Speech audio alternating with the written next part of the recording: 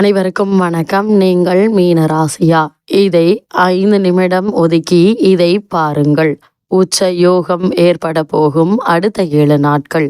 அந்த வகையில் மீனராசினியர்களான உங்களுக்கு என்ன மாதிரியான நன்மைகள் எல்லாம் ஏற்பட இருக்கு, கிரகநிலைகளின் ரீதியாக அமையிருக்கும் சாதகங்கள் என்ன, பாதகங்கள் என்ன, மேலும் என்ன மாதிரியான முன்னேற்றங்கள் எல்லாம் உங்களுடைய வாழ்வில் ஏற்பட இருக்கு. குறிப்பா மீனராசினியர்களுக்கு இந்த வாரத்தை பொறுத்த வரைக்கும் குறிப்பாக நிகழ்ந்து கொண்டிருக்கும் அக்டோபர் மாதம் 27ஆம் தேதி முதல் நவம்பர் மாதம் 2ஆம் தேதி வரை உள்ள அடுத்த 7 நாட்கள் முழுவதும் கிரகங்களுடைய சஞ்சார நிலைகள் என்ன என்று பார்க்கும்போது, கடகத்தில் குரு அதிசாரமாக உச்சம் பெற்று சஞ்சரிக்கிறார். அதே போல் சிம்மத்தில் கேதுவும், கன்னி ராசியில் சுக்கிரனும், கும்பத்தில் சனி பகவான் வக்ரகதியிலும் ராகுவும் இணைந்து சஞ்சரிக்கிறாங்க. துலாம் ராசியில் சூரியன் நீச்சம் பெற்றும் புதன் வக்ரம் பெற்றும் சஞ்சரிக்கிறார். இந்த வாரத்தினுடைய ஆரம்பத்தில் துலாம் ராசியில் சஞ்சரித்த செவ்வாய் விருச்சக ராசிக்கு பயிற்சியாகி தனது சொந்த ராசி ஆட்சி பலத்துடன் சஞ்சரிக்க போகிறாருங்க. இதன் காரணமாக மீனராசினியர்களான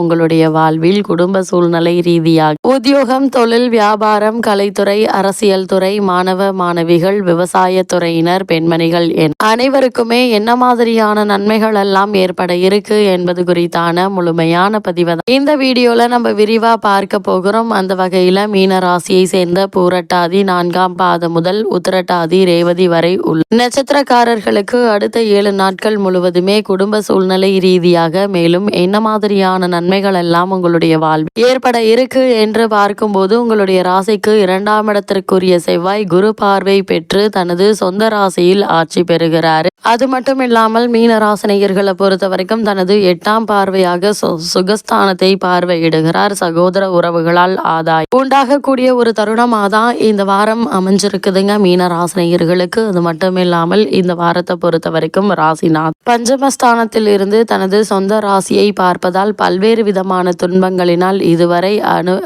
அவதிப்பட்டு வந்த மீனராசினியர்களான உங்களுக்கு சற்று சிரமங்கள் குறையக்கூடிய ஒரு தருணம் என்று தாங்க சொல்ல வேண்டும். பல்வேறு விதமான துன்பங்களிலிருந்து அவதிப்பட்டு வந்த உங்களுக்கு சிரமங்கள் நீங்கி நல்ல ஒரு முன்னேற்றத்தை இப்போது நீங்க தாராளமாக எதிர்பார்க்கலாம். அது மட்டும் இல்லாமல் மீனராசினியர்களை பொறுத்த வரைக்கும் 6ல் உள்ள கேது உங்களுடைய துயரங்களை போக்கி முன்னேறும் வாய்ப்புகளை தருவாருங்க. அலுவலகத்தில் மேலதிகாரிகளுடைய ஒத்துழைப்பும் உங்களுக்கு கீழ் வேலை செய்பவர்களின் ஒத்துழைப்பும் கிடைக்க இருக்கு. தற்போது உங்களுக்கு நடைபெற்று வரும் தசா புக்திகள் சாதகமாக இருந்தால் வெகு காலமாக பதவி உயர்வுக்காக காத்திருப்பவர்களுக்கு பதவி உயர்வு கிடைப்பதற்கான வாய்ப்பு அதிகம் உண்டு. அதே போல் இவ்வளவு நாட்களாக தடைபெற்று இருந்த சுப காரியங்கள் நிறைவாக பூர்த்தி அடையும் என்பதையும் கிரகங்களுடைய சஞ்சார நிலைகள் தெளிவாகவும் உறுதியாகவும் எடுத்துக்காட்டுதுங்க. மீனராசினியர்களை பொறுத்த வரைக்கும் அஷ்டமத்தில் சூரியன் புதன் இணைந்து சஞ்சரிக்கிறார். அதோடு ராசிக்கு விரயத்தில் ராகு பகவான் இருப்பது சாதகமான ஒரு அமைப்பு இல்லைங்க. தேவையில்லாமல் அகலக்கால் வைப்பவர்கள், பேராசையால் நம்பகத்தன்மை இல்லாத விஷயத்தில் முதலீடு செய்பவர்களும் பாதிக்கப்படுவாங்க.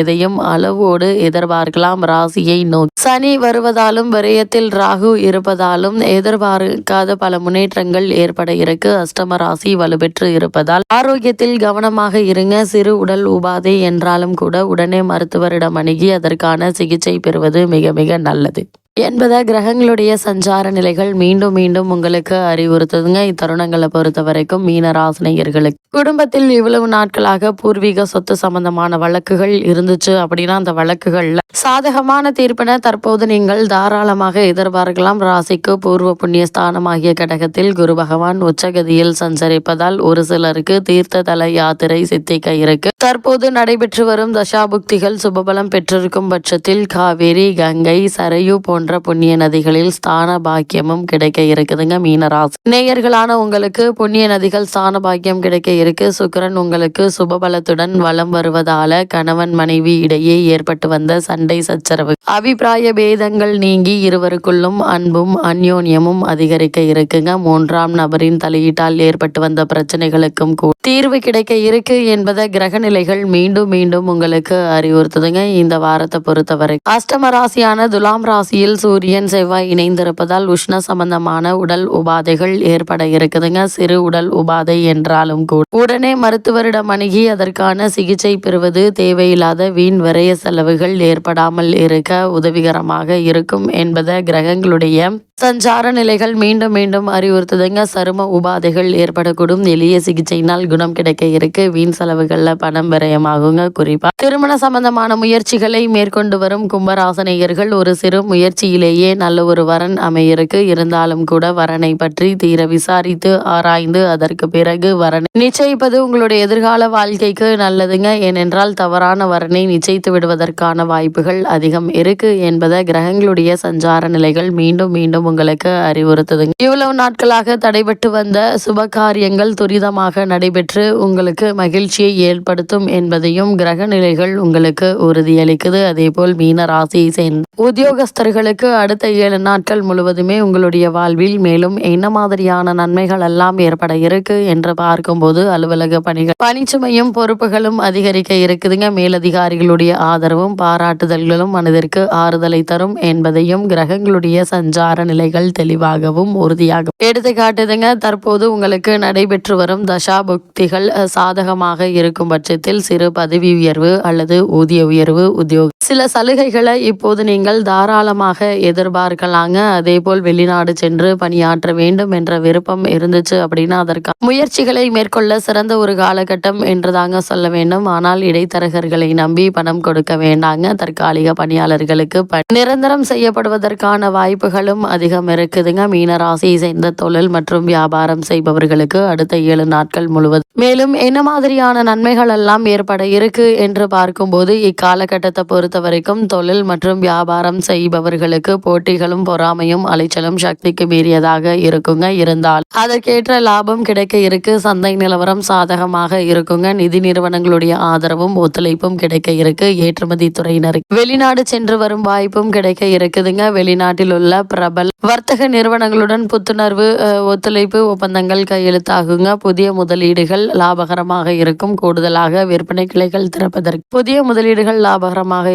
கூடுதலாக விற்பனை கிளைகள் திறப்பதற்கு ஏற்ற ஒரு காலகட்டம் என்பதை கிரகங்களுடைய சஞ்சார நிலைகள் தெளிவாகவும் உறுதியாகவும் எடுத்துக்காட்டுது. அதே போல் மீன ராசியை சேர்ந்த கலைத்துறையினருக்கு அடுத்த 7 நாட்கள் முழுவதுமே மேலும் என்ன மாதிரியான முன்னேற்றங்கள் எல்லாம் உங்களுடைய வாழ்வில் ஏற்பட இருக்கு என்று பார்க்கும்போது சுக்கிரனும் வக்ரசனியும் ராகுவும் கலைத்துறையின் முன்னேற்றத்திற்கு இன்றியமைதாவுங்க. குரு பகவானும் அதில் பங்குண்டு. ஆதலால் கலைத்துறை அன்பர்களுக்கு மிகவும் அனுகூலமான ஒரு வாரம் என்றுதாங்க சொல்ல வேண்டும். இந்த புதிய வாய்ப்புகள் உங்களை தேடி வர இருக்கு. வருமானத்தை மக்களிடையே செல்வாக்கையும் உயர்த்துங்க. தற்போது நடைபெற்று வரும் தசாபுக்தி ஆதரவாக இருக்கும் பட்சத்தில் வெளிநாடு சென்று லாபகரமான நிகழ்ச்சிகள்ல பங்கேற்கும் வாய்ப்பும் கிடைக்க இருக்கு. உங்களுடைய பொருளாதாரத்தை உயர்த்தி கொள்ள ஏற்ற ஒரு தருணம் என்றுதான் சொல்ல வேண்டும். அதே போல் அரசியல் துறையினரை பொறுத்த வரைக்கும் அரசியல் துறைக்கு நேரடியான ஆதிக்கம் கொண்டுள்ள சுக்கிரன், சனி மற்றும் ராகு ஆகிய வீரியம் நிறைந்த கிரகங்கள் சாதகமாக இருப்பதால் நல்ல ஒரு முன்னேற்றம் ஏற்பட இருக்குதுங்க. தெய்வீக பாதைகளில் வலம் வருவதால் கட்சி தொண்டர்களிடையே ஆதரவு பெருகுங்க. மக்களிடையே செல்வாக்கு உயர இருக்கு. அரசியல் பிரமுகர் ஒருவருடைய தொடர்பும் அதன் காரணமாக பல நன்மைகளும் ஏற்பட இருக்குதுங்க. அது மட்டும் இல்லாம மாணவ மாணவியருக்கு மேலும் என்ன மாதிரியான நன்மைகள் எல்லாம் ஏற்பட இருக்கு என்று பார்க்கும்போது கல்வித்துறையுடன் இணைந்துள்ள அனைத்து கிரகங்களும் சுபத்துவ பலத்துடன் வலம் வருவதால் பாடங்கள மனம் தீவிரமாக ஈடுபடுங்க. நினைவாற்றல் உயர இருக்கு. உயர்கல்விக்கு பண உதவி கிடைக்குங்க. மேல் படிப்பிற்கு சாதகமான பல முன்னேற்றங்களை இப்போது நீங்கள் தாராளமாக எதிர்பார்க்கலாம். அதே போல் விவசாயத்துறையினரை பொறுத்த வரைக்கும் ராசிக்கு அஷ்டமஸ்தானம் என்று சொல்லக்கூடிய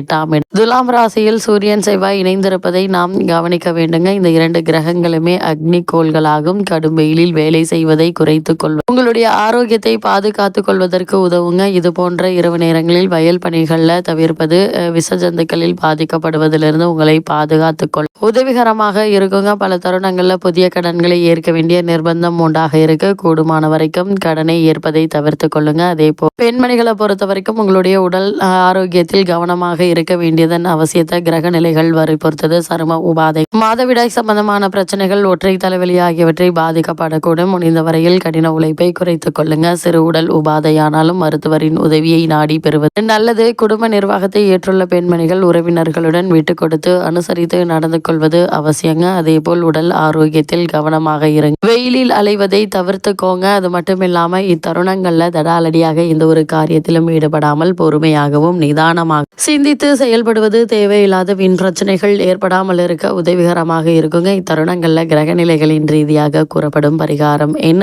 என்று பார்க்கும்போது ஞாயிறு மற்றும் செவ்வாய்க்கிழமைகள்ல பசிவிற்கோ அல்லது ஏழை ஒருவருக்கோ உணவளித்தால் போதுங்க, மிகச்சிறந்த பரிகார பலன் கிடைக்கும் என்பதை கிரகங்களுடைய சஞ்சார நிலைகள் தெளிவாகவும் உறுதியாகவும் எடுத்துக்காட்டு.